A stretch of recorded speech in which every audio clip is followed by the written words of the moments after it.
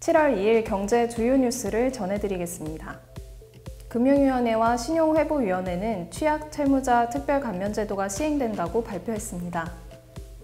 삼성 갤럭시 폴드의 출시가 늦어지고 있는 것에 대해 고동진 삼성전자 IM 부문장은 갤럭시 폴드의 준비가 끝나기 전에 출시를 밀어붙였다며 당혹스러웠던 감정을 고백했습니다.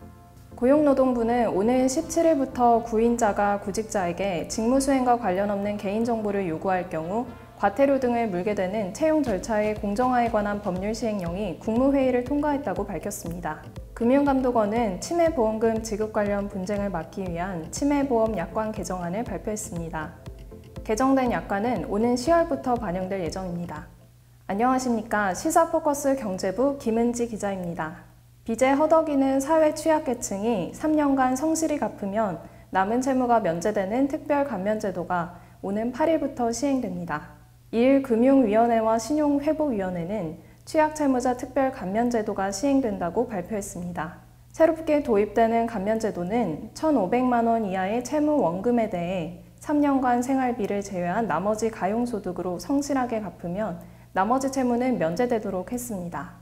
금융당국은 기초수급자의 경우 최대 95%까지 감면이 가능할 것으로 예상했습니다. 삼성 갤럭시 폴드의 출시가 늦어지고 있는 것에 대해 고동진 삼성전자 IM 부문장은 갤럭시 폴드의 준비가 끝나기 전에 출시를 밀어붙였다며 당혹스러웠던 감정을 고백했습니다. 영국 매체 인디펜던트는 1일 고 사장이 유럽 매체들과 서울에서 최근 진행한 인터뷰를 통해 삼성에 어떤 문제가 발생했는지와 갤럭시 폴드의 현재 상태에 대해 설명했다고 보도했습니다. 당초 갤럭시 폴드는 지난 4월 26일 미국 시장에 세계 최초로 출시될 예정이었으나 시제품을 테스트한 현지 언론의 제품 결함 논란이 불거지자 삼성전자는 출시를 잠정 연기했습니다. 삼성전자는 출시 예정 사흘 전인 4월 23일 갤럭시 폴드 출시를 연기하면서 수준의 출시 일정을 공지하겠다고 알린 바 있습니다. 다음 소식입니다. 오는 10월부터 전문의가 치매를 진단하고 보장 대상 기준에 맞으면 치매보험금을 받을 수 있게 됩니다. 금융감독원은 2일 치매보험금 지급 관련 분쟁을 막기 위한 치매보험 약관 개정안을 발표했습니다. 개정된 약관은 오는 10월부터 반영될 예정입니다. 그동안 특정 질병 코드에 해당하지 않거나 MRI 등 뇌 영상검사상 이상 소견이 드러나지 않는다는 이유로 보험금 지급을 거부당하는 경우가 많았습니다. 하지만 개정안에 따라 보험금 지급 시 치매로 인정받는 기준이 완화될 예정입니다. 한편 금감원이 치매보험 약관 개정에 서둘러 나서는 것은 경증 치매 보장을 확대한 치매보험 판매가 급증하고 있기 때문이라고 알려졌습니다.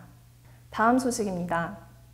오는 17일부터 구인자가 구직자에게 직무수행과 관련 없는 개인정보를 요구할 경우 과태료 등을 물게 됩니다. 2일 고용노동부는 이 같은 내용이 담긴 채용 절차의 공정화에 관한 법률 시행령이 국무회의를 통과했다고 밝혔습니다.